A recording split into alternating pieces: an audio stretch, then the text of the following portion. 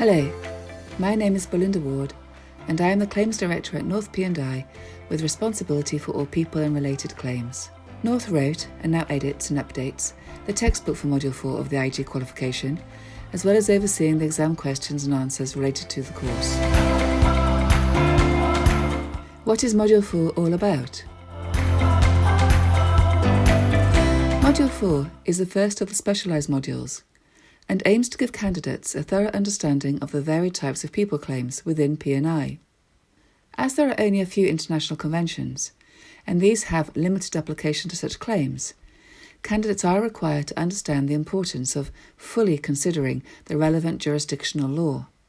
This can vary enormously, and the text introduces some examples of how national law can operate, including the more common and more difficult jurisdictions. The opening section provides an overview of potential claimants, potential claims, and the basis upon which such claims might be pursued, as well as looking at instant investigation and alternative dispute resolution. The following three sections of Module 4 relate specifically to the separate categories of crew, passenger, and third-party claims, and each explains the extent of club cover, claims handling procedures, and provides examples of pertinent local law. As you'd expect, the chapter on crew risks is the longest and the most detailed. This section also covers the employment of crew, seafarer contracts, how the Maritime Labour Convention interacts with P&I, and provides loss prevention considerations. In the section on passengers, the Passenger Liability Regulation, the Athens Convention, the 2002 Protocol, and the IMO guidelines are all discussed, and the different categories of third parties are summarised in the chapter thereafter. There is also a section on Module 4 on stowaways, including the Convention on Facilitation of International Maritime Traffic and the International Ship and Port Facility Security Code. The final section of the text covers persons in distress and the governing principles of SOLAS, Safety of Life at Sea, UNCLOS, the United Nations Convention on the Law of the Sea, and the Search and Rescue Convention.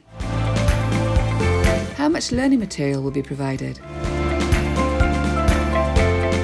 At 223 pages, the textbook can appear quite daunting at first. However, there are substantial appendices, and the main text is actually just 140 pages long, including photos and diagrams. Hard and interactive copies of Module 4 are both available. There are no additional learning materials to consult, but there are sample questions on the IG P&IQ website which are helpful.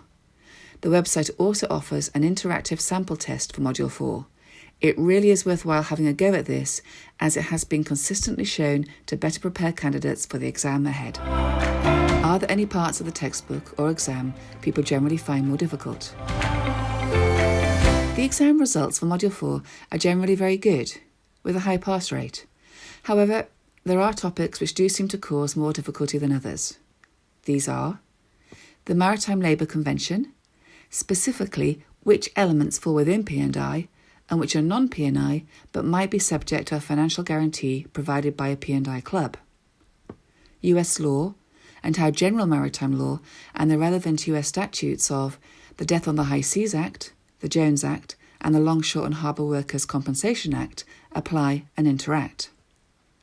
The difference between the Athens Convention and the Passenger Liability Regulation, and applicable limits for passenger claims and whether these relate to club cover, the level of liability towards the passenger, or the loss of the right limit under the 1976 Limitation Convention.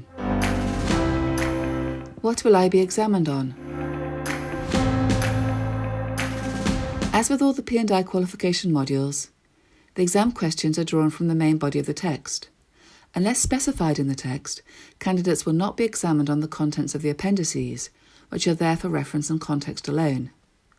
Each section of the text has been given a knowledge rating, which indicates the extent to which candidates are expected to be familiar with that part of the module, and when studying, it is sensible to be guided accordingly. How will this training help me with my job? Whatever your role or interest in the maritime industry, it will almost certainly be beneficial to have an understanding of the employment of crew, the involvement of third parties, and the carriage of passengers. The first two especially are key to the operation of all vessels, with crew being one of the most important resources a ship owner has. Collectively, For P&I, they represent a significant percentage of all claims, by both value and by number, and the module therefore seeks to explain the specific liabilities that can arise and how club cover is arranged to meet them. I really do hope you find it interesting, and wish you the very best of luck.